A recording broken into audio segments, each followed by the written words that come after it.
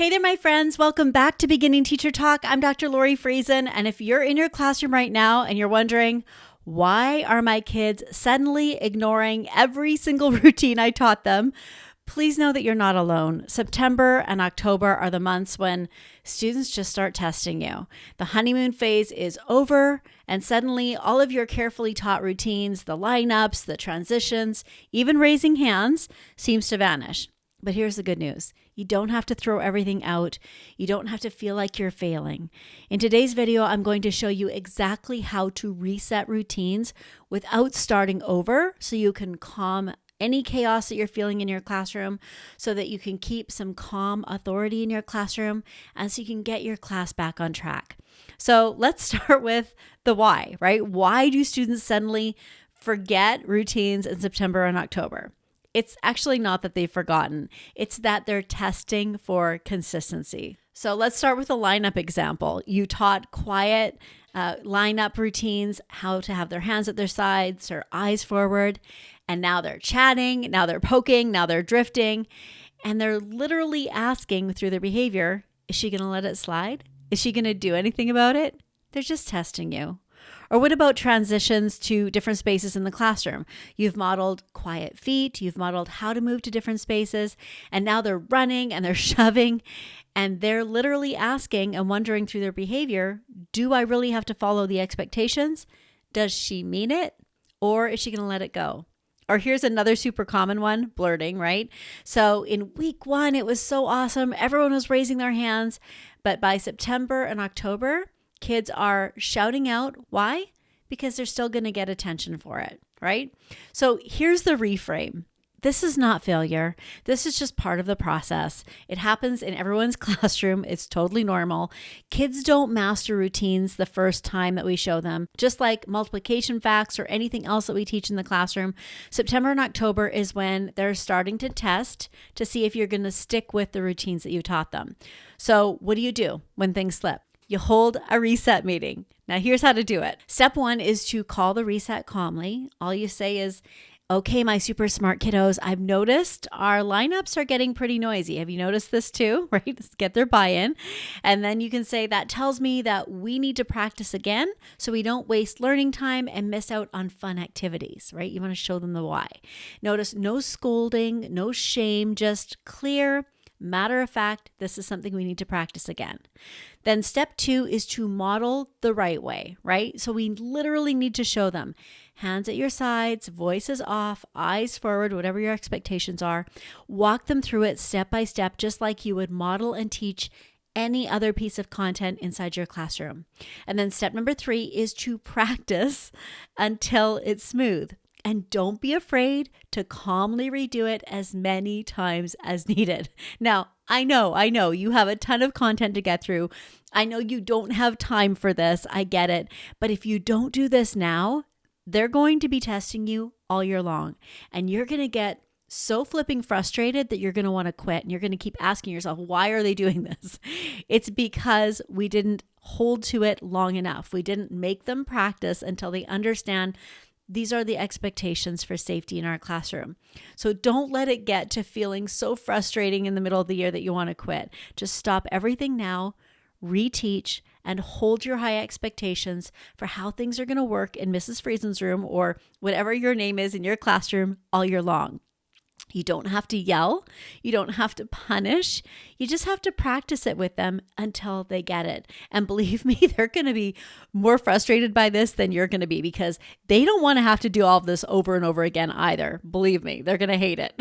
And then finally, step number 4 is to keep it positive. And anytime you can turn it into a game, you win. So here are some fun ideas that you can play with. The first one is beat the clock. So you just say, all right, last time, my amazing kiddos, it took us 42 seconds to line up, to move to the carpet, or whatever it is that you're practicing with them. Do you think we could do it in under 40? I don't know if we can do it. Let's see, right? So turn it into a fun challenge. The other thing you can try is the silent challenge. So this time, okay, no words allowed at all. Let's see which group is going to win the silent challenge and get to line up for lunch first, or whatever you're going to give as a little reward for that, right? And then the other game you can try is Secret Student for a little extra motivation. So just let your kids know that you're watching for your secret student. Just choose a student in your mind. You can use a first name checklist to make sure that you use all of the students once at different times, but you're watching for your secret student. They don't know who it is. And if your secret student walks to the reading corner following your expectations, the whole class gets something little, right? So you're watching your secret student secretly, like they don't know who it is, right? Maybe it's just a 2-minute dance party. Maybe it's a 2-minute talk break. It doesn't have to cost anything. It doesn't have to take a lot of time, whatever you want to do. And if that secret student doesn't do it successfully and doesn't follow the expectations, you don't have to tell the class who it was. Just let them know, uh-oh, I'm so sorry. I wish you could have earned this special award, but we'll try it again next time. And as you're practicing and doing this reteach, always connect it to your whole class reward systems. In the Classroom Management Club, we give you a brand new whole class motivator for every month, so you never run out of ideas. It's so much fun and it's so motivating for your students to have different motivators throughout the year of like really cool celebrations that they can win and earn together. Now, here's the kicker though. Resets only work if you follow through every single time, not 80% of the time, not only when you aren't tired, because we all know that's never going to come, right? That day is never going to come. You have to be consistent with this or it's just not going to work. So here's some examples of what I mean by this. So for example, let's say you have blurting in your classroom because lots of teachers have blurting going on, right? A student shouts out, "It's 42." And you can say, I only call on hands. So I'm going to come back when I see hands up, right? And then move on. During transitions, a student runs. You say, "Oh, not a safe decision. Please go back to your seat. You'll get to try again with quiet feet once everyone else is seated," right? They redo it. You thank them. You move on. Or what about when kids are misusing supplies or abusing supplies? Students may be drumming on their desk with scissors. You can say, "Uh-oh, scissors are for cutting. I'm going to hold on to those for you until you can manage the responsibility." Right? So they lose the privilege of having their scissors at their desk. But the secret to all of this, it's in your tone. When you're frustrated, it's easy to say something like, "Oh, I've told you a million times," right? But when you keep it calm and you realize it's just because they're learning, they're just testing the boundaries, that's just what kids do. If a student is chatting with their partner instead of doing their work, remember, it's tempting. You want to talk to your friends. You can say something like, "Remember, our agreement is quiet work time. We need to stay focused on our work. You can rejoin your partner when you're ready or when you show me you can handle this responsibility," right? One escalates, the other diffuses. Kids don't just remember what you say. They remember how you make them feel and that they are responsible for their choices and that their choices have consequences, positive and negative. Now, you might be thinking, if I keep reteaching everything, won't the kids think I'm weak, that I don't know what I'm doing if I have to keep reteaching? No, reteaching shows strength. And it shows consistency and it shows that you are willing to hold to your expectations for them. When you spend 5 minutes practicing lineups, repracticing again and again, that can save you hours of frustration throughout the year. I once had a class that literally tested me every single day, but finally it was like November when they finally stopped because they knew I wasn't going to let up. I meant what I said. And quite honestly, they got really tired of having to repeat learning how to do things in our classroom. I stayed calm and they started getting frustrated with their peers for messing things up for them and wasting time because they're like, "Oh, we have to line up again." Like they were getting frustrated with each other.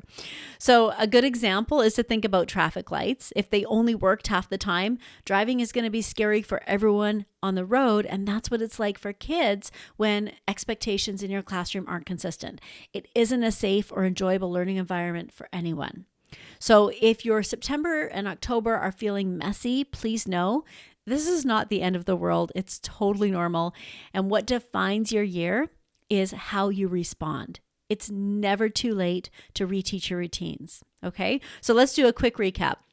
First, remember that students test you in September and October because they're checking for consistency. They're trying to find out, will you actually do anything? Will you hold to your expectations? Second, those reset conversations help you reteach and practice without shaming. You're just teaching it again, right? Third, calm, natural follow through proves that you mean what you say and that kids can trust your word. And you'll notice they're going to start listening to you a lot more quickly. You won't have to repeat yourself because they'll know that you mean what you say. And fourth, reteaching isn't weakness. It doesn't show that you don't know what you're doing. It shows that they haven't learned it yet. And it's wisdom on your part to do this. So if you'd love some more ready-to-use tools and scripts and motivators and fresh ideas, come join us inside the Classroom Management Club. You're going to get step-by-step resources to handle blurting, to handle transitions, impulse control, and so much more. A link to where you can either take a free class to learn more or to join the waitlist if you're watching this video when the doors to the club are closed. And if this video resonated with you, please be sure to subscribe so you never miss a newly released video, and hit that like button so I know this content is valuable and helpful for you.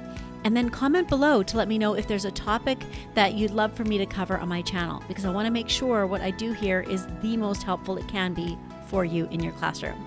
And finally, for extended teaching on this topic, check out episode number 366 of my podcast, Beginning Teacher Talk. And in the meantime, my friend, take a deep breath. Just smile at those kiddos and remember they're not ignoring you. They're just testing. They're just asking, do you really mean it? And every time that you calmly reteach and hold to your expectations, your answer is yes. You are going to hold to your expectations and they can trust your word.